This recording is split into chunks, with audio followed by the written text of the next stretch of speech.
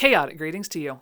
Did you know that it is, in fact, right now, spooky o'clock? I said it's spooky o'clock. I have to do everything myself. Okay, listen, this is all I have up here right now, so we're just going to have to make do, because when I was trying to figure out my next sewing project, I couldn't decide between fancy or spooky. And of course, my lovely members and patrons looked at me and went, "Stephanie, what are you doing? Just combine the two." So I give you this week's project where we are going to be making a fancy, spooky dress that should double. So hopefully I will give you one practical garment and some accessories that make it incredibly spooky. And today's video is sponsored by Cashmerette, but more on them in a little bit. So now, let's head over to design phase. Now for this dress, I will be using the Cashmerette Upton dress and skirt. And because the Upton has so many different bodice styles and skirt styles, I am going to go with this V-neck princess line and the matching V-neck back to give it that extra fancy touch. Then what I'm going to do is I am going to take some of my truly beautiful black rayon silk fabric from the estate sale and some black cotton organdy from the estate sale as well to give the dress a bit more structure. But now the most important part, how are we going to make it spooky? Well, I have two options of flocked polyester sheer fabric. So what I'm thinking is that one piece is going to be a spider web giant collar that is lovely and sheer and delectable. And this will be a tie-on piece, so it will not attach to the garment. It will just have a nice little bow in the back, so I can take it off and put it on to different dresses as I please. And then I will be making a gathered overskirt, sort of like the tulle overskirts from the 1950s, but this time with a spooky twist. And this will allow me to change out how the vibes of this dress go, while also giving me a lovely basic black dress in a vintage style using a modern pattern that is 4+ sizes. But before I go cutting into my mock-up material, because yes, this fabric is very nice and I would really like to not screw it up. So I am actually going to make a mock-up just of the bodice because, well, the skirt, it's a skirt. I'm not worried about that. And before I get into cutting out, let me tell you a little bit about Cashmerette. Now, Cashmerette is a brand that is dedicated to those of us that are heavy-bosomed because they wanted to make well-fitting garments for those of us with larger chests. Now, the pattern I'm making today, the Upton, comes in sizes 0 to 32. It is available not only in the print form that you see here, but also in PDF form. And yes, Cashmerette ships worldwide. And their patterns are designed not to squish the girls and at the same time to have well-fitting armholes. Which, for those of us with larger chests, you fully understand the side bra situation. Not saying I've modeled that a few times on my channel. And let's just say you don't know what your size is. Never fear, Cashmerette has a size calculator that you can use to figure out your sizing. Now the most important thing is, it didn't do, you know what, making sure you take the appropriate measurements.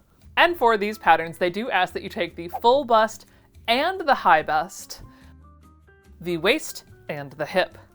And now with all my measurements taken, let's go ahead and type them on in. First by selecting my cup size and then entering in all of my measurements.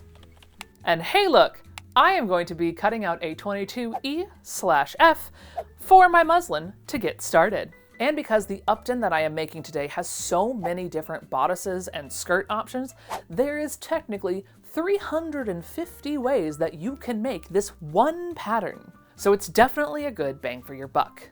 And if you try this out and you do love it, there is also the Cashmerette Club, which is their amazing membership program where you can get a new pattern every month, plus a whole library of fitting classes and more.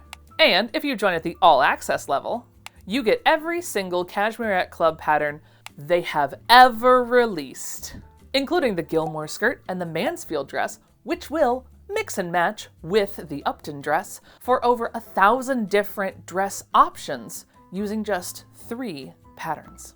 So if you want to join me in making the Upton, you can click the link down below in my description and use my code Stephanie20 for 20% off of the standalone patterns that they call Cashmerette Collection, or Stephanie10 for $10 off of the first year of Cashmerette Club All Access membership. Each is limited to 1 use per customer. And thank you to Cashmerette for sponsoring today's video. But now, let's get in to making this dress.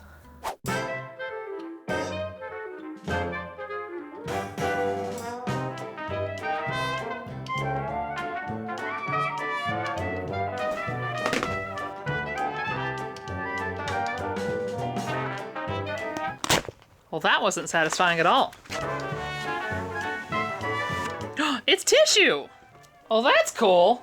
And the instructions were happy to see me. She's thick! Oh, except the downside is you gotta cut all these out. And once I had checked to make sure I knew which pieces to actually cut out, I had a thought. This right here is why we still need the one singular printing press in the US. Please, please, please don't screw this up, Simplicity. Am I even on the right thing? I don't know! 19, 21. Did I open the wrong one? 12, 12, 12. We're so close to ones I need.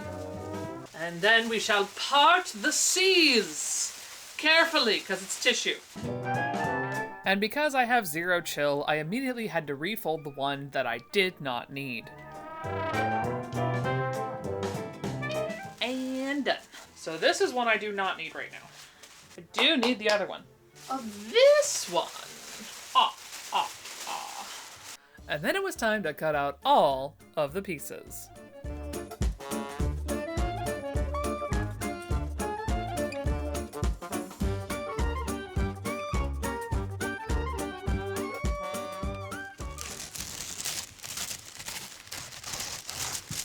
And then with everything cut out, it was time to try something a little different. Because I really didn't want to cut through every single line and cut away any potential larger sizes that I might need in the future. So I decided to try this handy little needle wheel thingy that I have had around my room for longer than I would like to admit. And yes, I understand that's not the real term for it, but that's what it looks like to me, so that's what I'm calling it. And what this is doing is basically punching tiny little holes through my pattern and transferring them to the fabric below.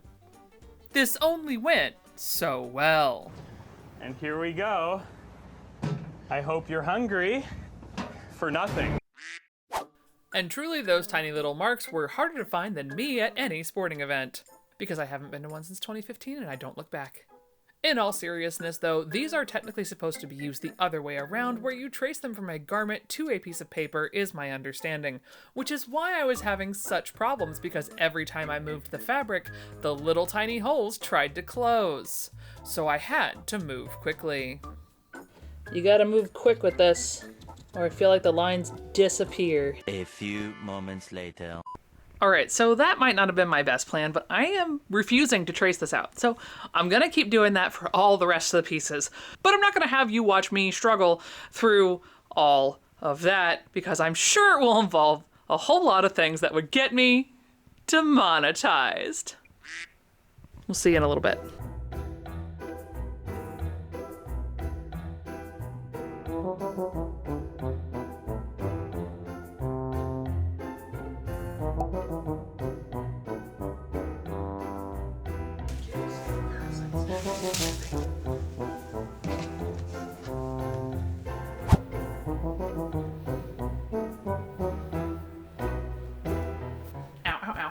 All right, so it's not bad. I am a touch bit concerned though.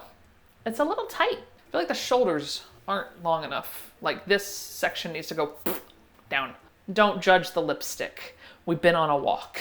Yeah, I feel like this side fits fine. So I wonder if I just do the on the fold for both of these, if it'll give me just a little bit more room. Can I unpin this gracefully? No. Potentially, yes. But I'm used to vintage dresses where like you have a little bit more ease. I'm not used to modern fitting clothes. Immediately I noticed that that's better. And now I have that extra inch to play with. But I think, yeah, because this is not sitting correctly. So this whole thing needs to come down an inch next to my neck and a ½ inch here. just on the front piece. And then I think it'll be fine. So we're gonna try that. So I made a little wedge piece to attach to my shoulder, and it helped so much. And then it was time to cut.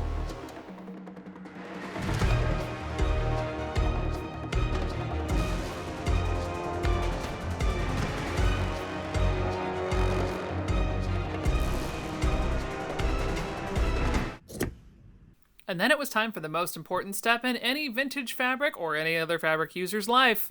Time to wash, wash, wash, wash the fabric. Wash, wash, wash the fabric. Wash your fabric.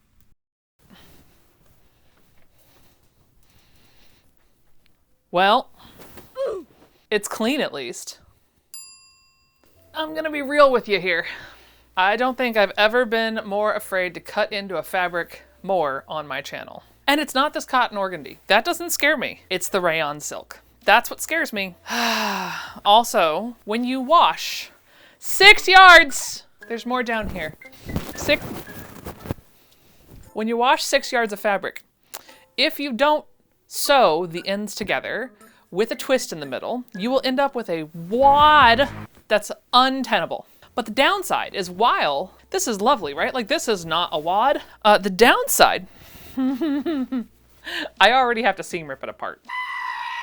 And then I also have to iron this because it's so wrinkly that it'll screw up the cut, but I'm going to. You shall not pass! And then, dear viewer, she tried to commune with the fabric gods, begging them for mercy. Please don't be a pain in my ass. They denied her request. This is gonna be a pain in my ass.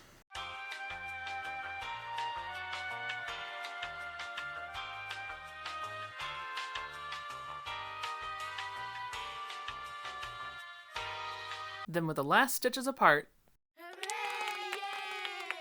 it was time to iron.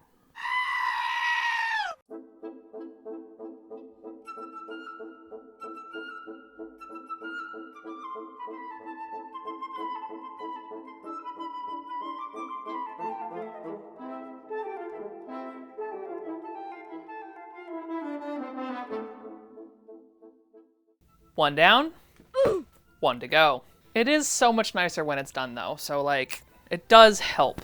I think that'll do that for now. And then, disaster struck.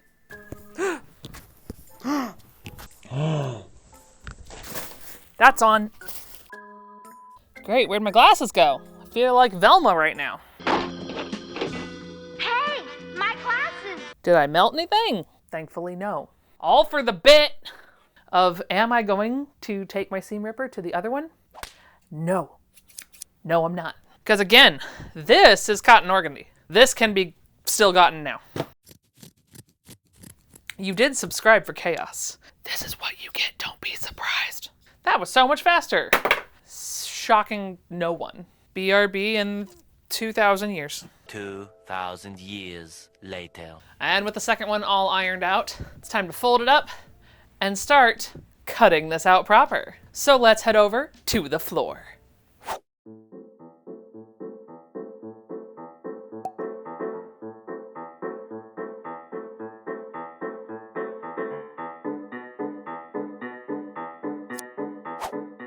The next day. Good morning. It is time to sew. And I'm distinctly reminded that this lining had better be worth it, because most of the time I do a one-layer dress. One layer. You see this? You see this right here? See that? I usually do that. I don't usually make these things twice because I don't like to make them twice. So I'm really hoping that this time it will be worth it, because otherwise, why am I doing this? Logically, I know it's going to be worth it because a rayon silk would shred itself. I have also set myself up a little bit to hopefully not be quite so chaotic. Sure, Jan. So first up, I went with a smaller needle. Not like smaller in height, but like thinner. And the thinnest one I have, I believe, is a 60 by 18. No, I don't actually know what either of those numbers meant, but they look thinner than the normal universals, which are like 70-20 or something like that. So that's what I'm using. I also reinstalled the walking foot, now that I know how to do it, so that this fabric doesn't give me more of a headache than I already have thinking about sewing it together. She's slippery, y'all. But that is neither here nor there, because all I need to do today is sew, and sew relatively quickly. So why am I still talking to the camera? I don't know, good question. Let's go to the sewing machine.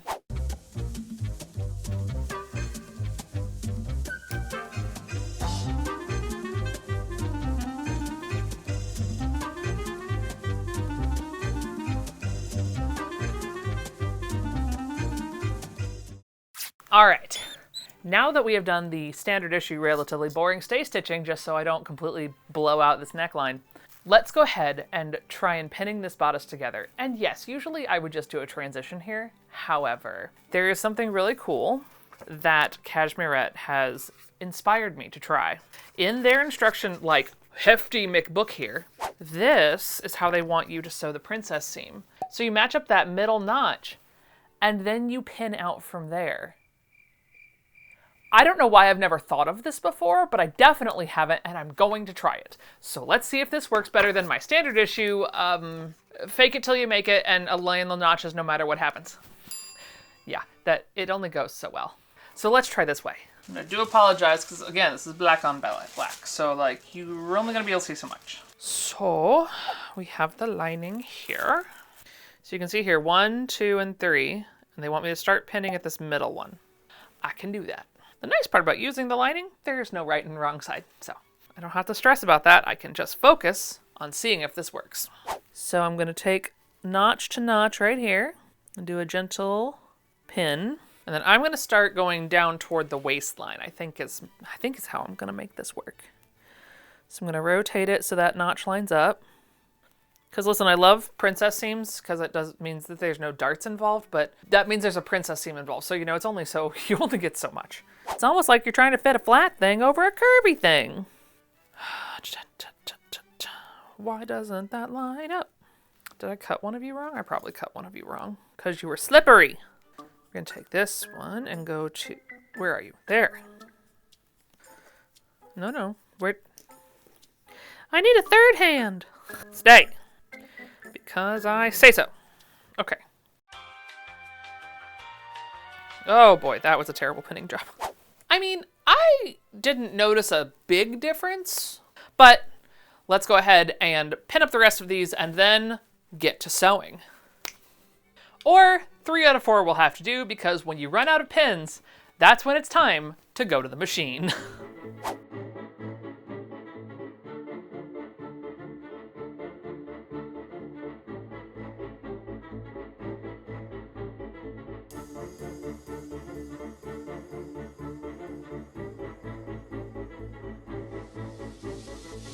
One down, 3 to go.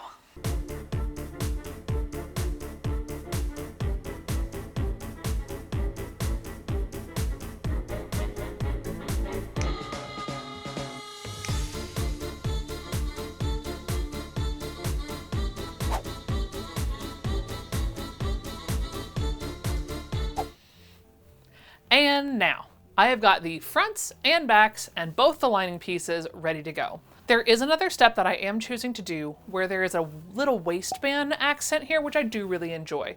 So I am adding that as well. However, after that, I am deviating from the course. Are we surprised? I really hope not. Because here's the thing. Back zips are the devil, and I hate them. I understand you've seen me install a few on this channel, but every time I do, I regret it. So, I'm not gonna do that. What I am going to do is I'm going to install a side zipper, like on this dress, because that's just easier for me. I find this action much more doable than whatever this shenanigan is, which means that when we get to this step, which is where you are sewing the lining and the front together and then going to turn them, mine will not look like this. Mine will actually be one very long piece with both the shoulder holes open, because then all you need to do is shove everything through the shoulder holes and then stitch the shoulders closed. So if that's how I have to do it, that's how I'm gonna do it. But let's go ahead and add the waistband and then attach the whole thing and flip it.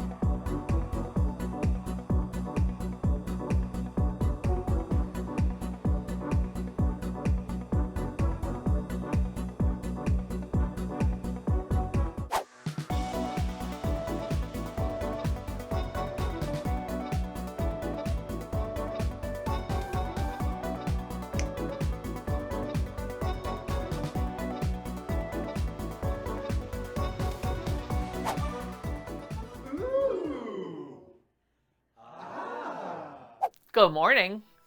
So, I think I know what I'm doing some days, and then there are some days where I'm like, do you know what you're doing? And the answer is really no, but we're learning as we go, right? So this lovely blouse right here, blouse, top half, bodice thing, this is wonderful, well and good. It is designed to be a back open, right? This should have been right here, a big ol' zipper in the back. I've already explained to you my feelings about back zippers. I hate them, they suck. So I was like, oh, well, I'll just change it to a side zipper. Then I had a thought. This doesn't have any stretch or ease like my vintage garments that I make usually do. Is it going to fit over me? P.S. I don't know that answer.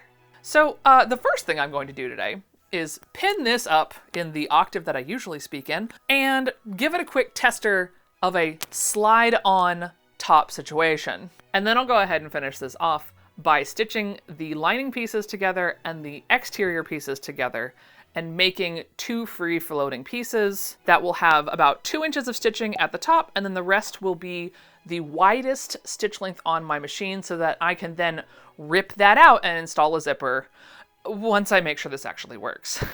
So then once the sides are done, then we'll close up this armhole just like I did the other one. Look at it, isn't so pretty. You can definitely see that. I don't know what you're talking about. Come here! This lovely armhole right here. And I did learn that the lining fabric stretches at a different rate than the exterior fabric.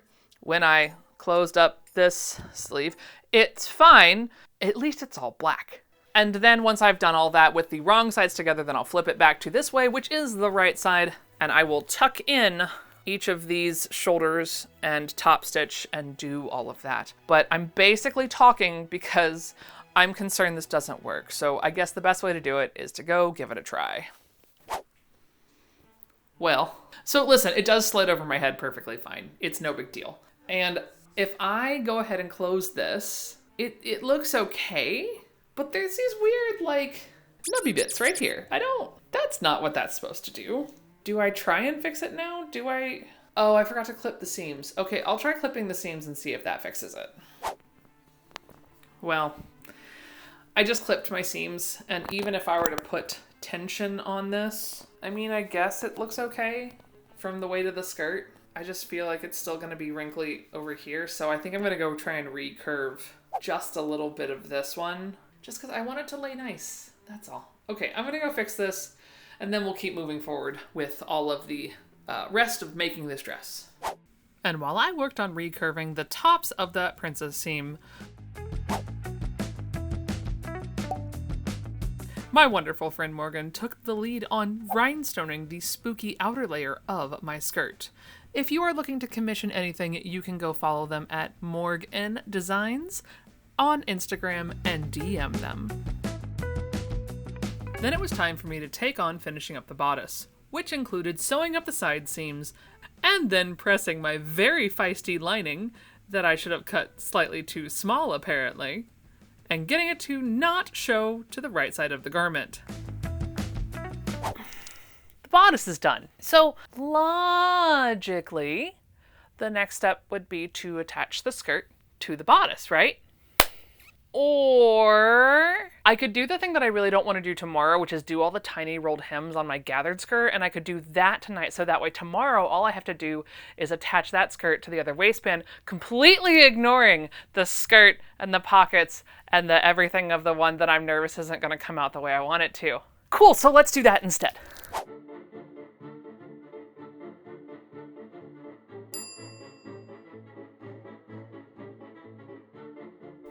And then, while she was sewing, disaster struck. I will remember you.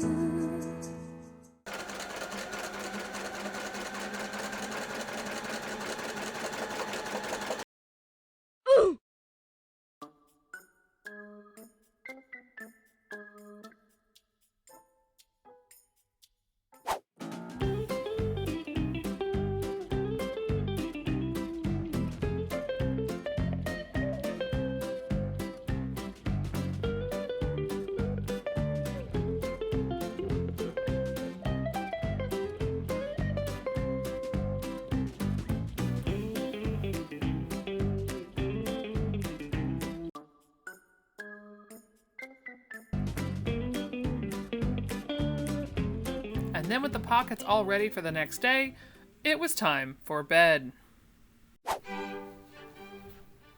Good morning. I didn't get as far as I had hoped last night, but that's okay. The only thing I really did off camera last night was really just put the two pieces together. Both fronts are together, both backs are together, with some questionable stitching because this fabric is slippery as shit. But today is the day where we get the thing done. So, here's what's left to do. Pleat down the skirt. Attach the skirt to the bodice. Install the zipper. Put in a hem. And ahem, then it'll be done. I'm so sorry that was a terrible joke. Because let's be very real here. Come in here. No, it's all right. I'll do it. You don't have to get up. All I want at this point is for this dress to be completed so that I can go on to the fun stuff, as was noted by last night when I got slightly distracted. But we must get the thing done. So let's pleat this down and get it attached to the bodice.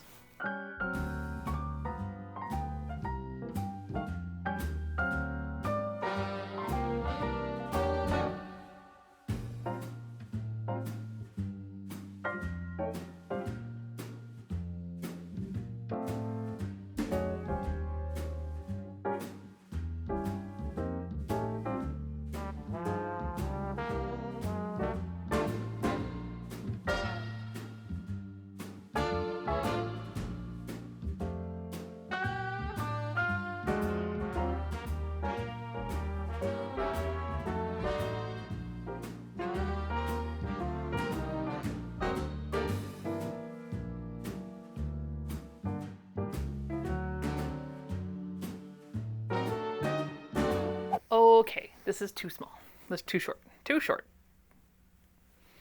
Ah, yes, there we are.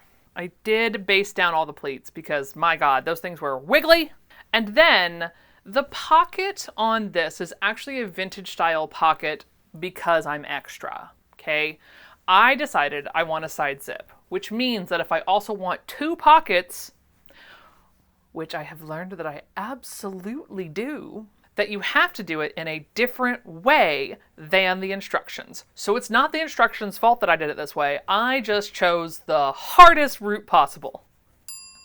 Are we surprised? I really hope not. So what that means is I completely constructed this pocket first. So all the layers together, stitched around the whole edge, and then zigzagged because this stuff frays like a mother. And then from there, once it was all stitched together completely, it was not on the skirt yet. So then I attached it to the skirt with the pocket in the front. I really, really don't need any more ass pockets. What that means is that this is my front piece, and the front of the pocket is attached to the front of the skirt. So that when I go to attach this part right here, that will actually be hand stitched on by me to the zipper, because it's going to go skirt back, zipper, back of pocket, pocket, skirt front. Okay? Okay, glad we're all on the same page. But needless to say, that took a lot longer than I planned, so let's sew up these side seams and attach it to the bodice, because at this point, I've done all the hard stuff, so now she should just go together.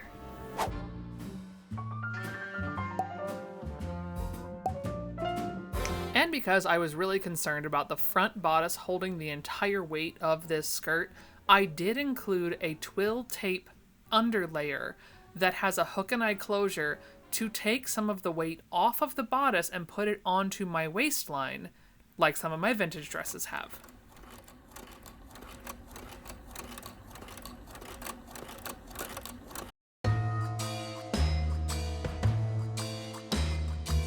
And now the time has come for the whimsy. Almost. Okay, listen. Yes, the dress is done. However, I am a vintage pattern seller, so I am going to iron the pattern pieces and put them back in the envelope so I don't lose them before I get going with the stuff that I actually want to be doing.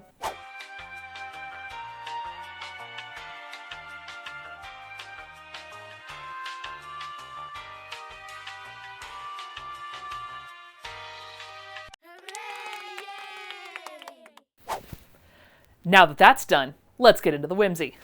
I originally thought that I was going to take this sort of sheer spiderweb print fabric and make the collar. However, I also liked the idea of having the collar be out of the matching flocked material to the skirt. But let's start by making a pattern, because I do think I want to make one that is kind of reversible. So in one way, the points will go slightly out to the side, and in the other, it will be a center drop down. So I started out by making a 5-inch circumference neck hole. Fun fact, this will be a problem later on. Then once I had that done, I actually had to start drawing it. And well, I was a little stuck. But once I had moved through my stuck phase, I did draw it on with the thinnest Sharpie I had on here, so sorry. This is what it ended up looking like for version 1. And then it was time to try it on. And I do want to apologize for thinking that you could actually see what I was doing here, but I do promise we'll get to the point that you can see what I'm doing in the end. Oh.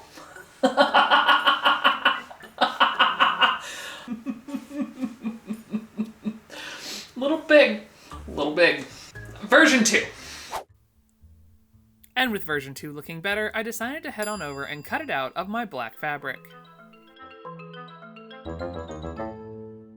And this is the point when I decided that I did not indeed want 2 different types of spider webs for my extra pieces, so I did just cut it out of the matching skirt material.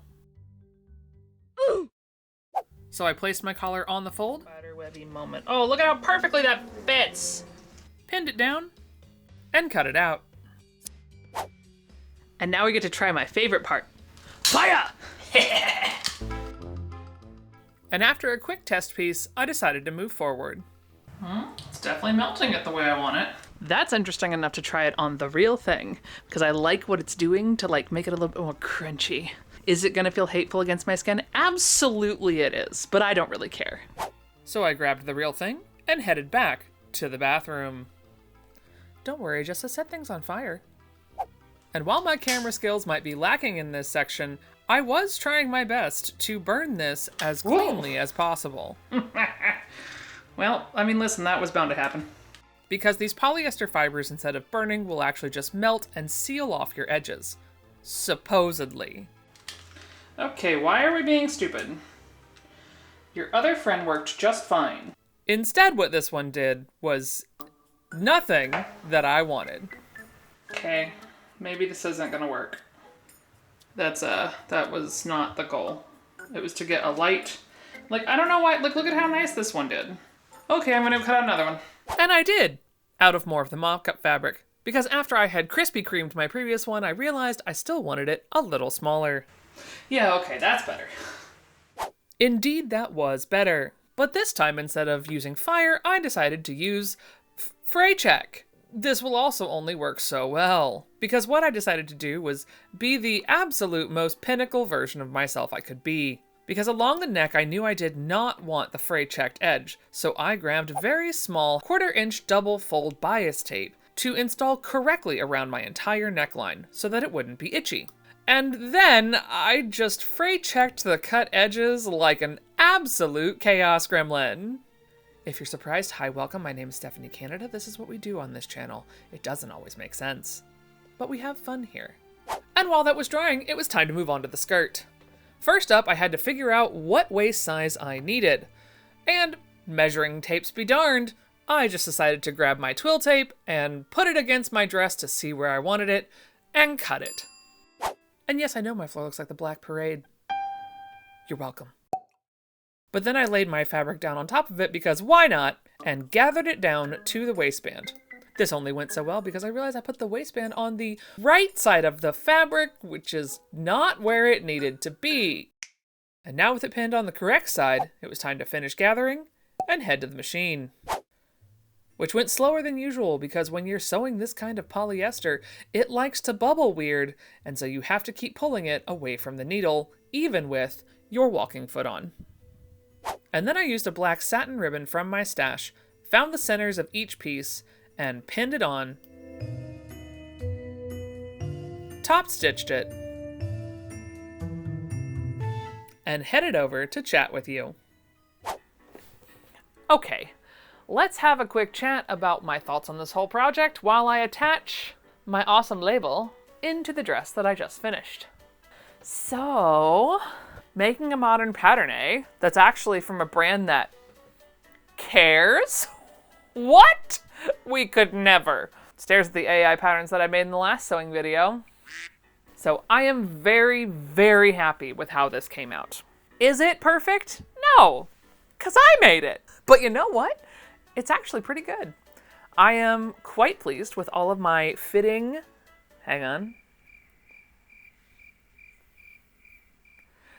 all of my fitting adjustments that I made. I am also quite happy with just generally how this looks. Because while it isn't 100% vintage, obviously, it does give a good enough feel that you could actually think that it's vintage. So yes, I am very pleased with how this turned out. Will I make it again? Probably. I do actually really enjoy how this princess line fits, and knowing what I know now, I know how to make the small adjustments to make it again. The one thing I would really change for me personally is that I would not stop the pleats with like 4 inches to go around the skirt. I would continue the pleats. I would at least do one more entire pleat and potentially a half of one that would meet at the pocket. Yes, that would make it a slight nightmare, but those pleats would allow me to have a slightly fuller hip, which for me is something that I would enjoy. Again, I don't know on what planet I thought I could do this at the same time. Would I use this fabric again? Honestly, don't know. Really don't know. The cotton organdy, yes. The rayon silk?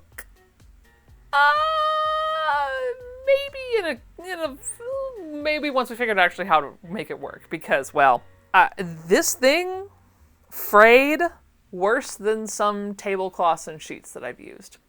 And I would rather use a tablecloth or a sheet because at least then I know it's not nearly as expensive to replace. Because rayon silk, especially vintage rayon silk, can be very spendy. So I don't know. Honestly, I don't know if I'll use the rest of this stash or if I will let it find a new home because I don't know if I really want to sew with it again. I think I'll have to wear the dress around a little bit and see how it wears to see if I'm going to use the rest of it. And then as far as the accessories go, I'm quite proud of the skirt, the collar. Not sewing it together and turning it and flipping it was a choice. So if you make the collar, I advise you turn it and flip it. Because yes, I did digitize it, and you can, if you are already a member or a member of the Patreon, you can get it right now because it is a part of your membership. And if you would just like to buy it as a one-off, it'll be available on my website, backroomfinds.com, so that you can make your own spoopy collar. But I do advise actually using 2 layers and not doing the trick that I did with the fray check, because that's not a trick, it's just itchy. But thankfully, I'm not going to wear it too much, so I'm not super concerned. And if you would like to make your own cashmerette Upton dress, make sure that you are clicking the link down below in my description and using the code Stephanie20 for 20% off the standalone patterns Or Stephanie 10 to get $10 off of your first year of Cashmerette All Access, where you get access to their entire library of patterns. However, I think you've waited long enough, so let's head on over and see how it all turned out.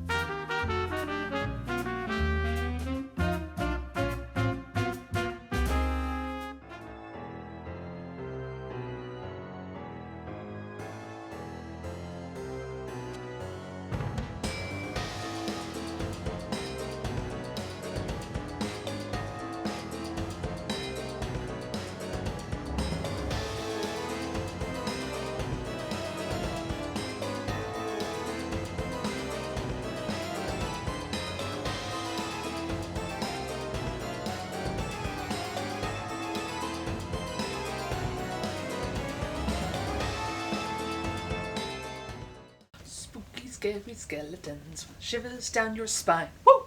Which will actually mix and match with the Upton dress. Wow, those are hard words to say. This pattern. Dang it. But now let's get in to for the love of God. Hang on, I forgot to do it. And if I can't do the gag, I don't want to do it. Oh, no, you don't. Rude. Please do not make this tag itchy for yourself, you absolute unhinged human being.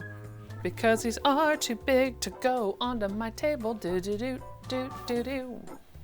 Boo!